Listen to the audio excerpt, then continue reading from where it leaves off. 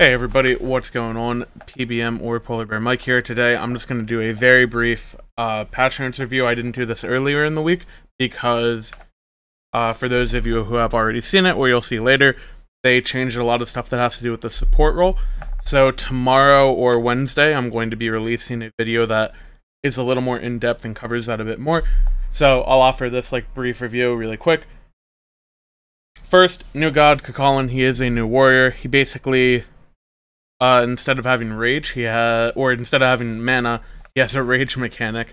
And basically, as he does stuff, as he takes damage, does damage, he gains rage, and he'll consume it with his abilities or with his passive, I think, and then he gets additional effects on his abilities. First one, just a line skill shot, he throws a spear, does damage. And then in the berserk form, it does damage and it roots people in front of him.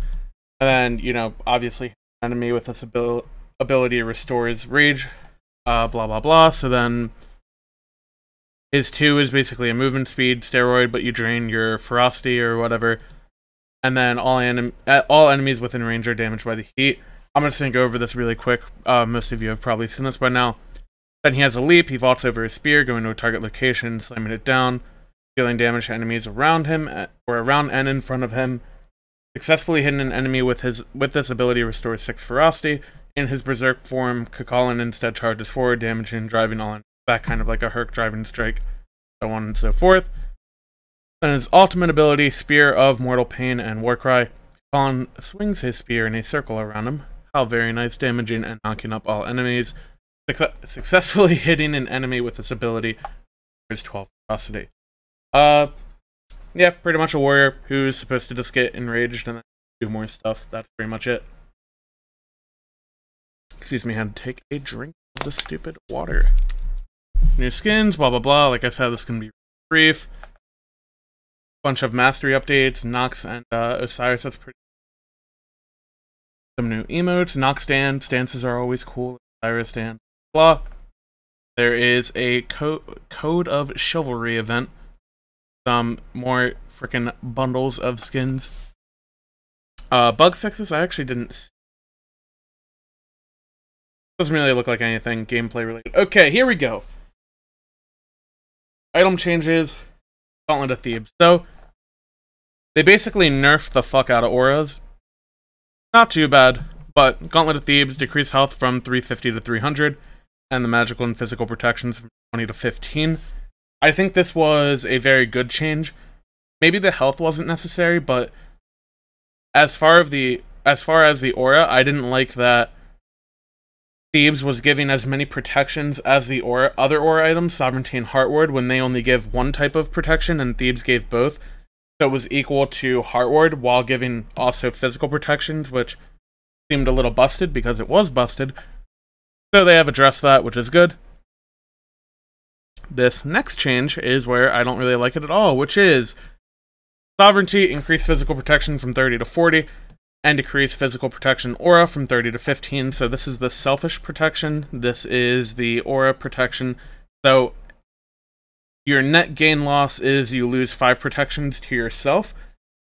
The reason I don't like this change isn't because Sovereignty shouldn't have gotten nerfed, it's because they took it all the way down to 15, which means that Thebes is still equal to Sovereignty on the aura, which is the main reason you build these items is for the aura, not for the selfish stats. So they increase the selfish stats, but then nerf the aura down to 15. If they would have left this as 20 to keep it in line with Heartward and also keep it above Thebes, I would have liked it a lot more.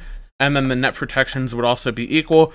So Sovereignty would still be pretty good, but it wouldn't be completely busted because it's not giving a 30 protection aura. Like I said, I'll go in more detail about these items and how the support build might be changing moving forward in a later video. Shifter Shield increases the cost from 2350 to 2500. This is a really good change. Even ADCs were building this item in some cases, which is obviously not what you want for an item that's meant to be for bruiser, jungles, or warrior type characters. It just was way too cost efficient, gave too much stats for the cost, so they have reflected that by increasing the cost. Good change. Then, God changes, Daji. Landing targeter should now immediately appear upon manually canceling this ability earlier, and then after firing all 3 chains, Daji will begin shifting to dismount the Palo rather than waiting her ability to time out. Basically what this means is if you cancel the ability, it's not going to have any lag time of leaving you in the air. It's just going to give you the option to jump down. You're going to jump down. And then if you fire all 3 chains, instead of also having your leftover fire time to sit on top of the pillar and then jump down, once the 3rd chain is fired, it's going to force you to dismount. It's going to force you to pick a place to jump down, and then you'll have your normal jump down. Fafnir gets nerfed as well. Changed the slow from 20 to 40% to 20% at all ranks. This is a small nerf, or it's a small number nerf, but it actually is a really big deal because in late game teamfights, or even not even late game, if you're maxing the hammer, then you have this done at around level 9 or level 10, depending how you put your points. And in a fight where people are kind of funneling into the same pathway, maybe in the jungle or something, and you hit one person with the stun, the 40% slow would peel off the rest of the team around them so much, and it would punish people for grouping up really hard. With a 20% slow, it'll still do that. It just won't be to such an insane extent. I actually do like the change a good bit because I think that Fafnir had a little too much CC for a character who is meant to be giving steroids and meant to be doing a lot of damage as well. So I think that this gave him a little bit too much utility, and I like that it got down. Ganesha, pretty much the opposite of Fafnir. Well, it changes a scaling slow to a static slow, but on his ult, this is a big buff for a couple reasons. One, you're not really going to feel the 5% at all to begin with, and this 5% only comes into play when you're level 20, which as a support player in most games, you don't hit level 20 before the game is already decided. And in the early games, or early game, like level 5, level 9, level 13, going from anywhere from 20 to 30% all the way up to 35, mainly the first point in your ult, a 15% increase is absolutely insane, and having that buff is really going to help Ganesha a lot. My number one complaint with the god was pretty much what everyone else had, which is the ult doesn't really feel impactful in a team fight, and now you're going to be rewarded for getting good ults in a fight a lot more.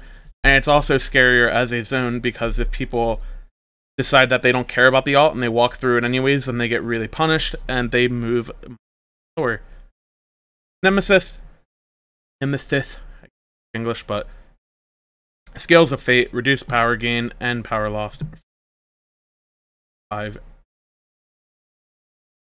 So I don't think this really matters that much at all. In the late game, it makes Nem a little bit less of a hyper carry, and it reduces her ability to box ADCs mainly. Late game, it means that you won't be able to completely destroy enemy carries in the late game and be like the number 1 anti-carry jungler, kind of, but in terms of her ability to deal with tanks and to steal their protections with her ult and all that stuff, Nemesis is going to be the exact same character. She'll do just as much.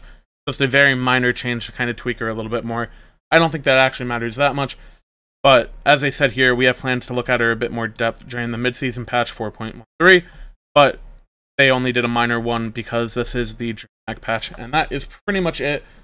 Just going to be a brief patch review. I'll do the support video thing sometime this week, hopefully. I may end up deciding to hold it back until next week, but I doubt it. Anyways, I know I really haven't uploaded that many videos. That's because I really haven't had that many great ideas to do videos on, and I'm not just going to like spam gameplays and stuff like that. I'm focused on the summer split, and that's just kind of how things are right now. Anyways, I appreciate you guys for watching. Peace out.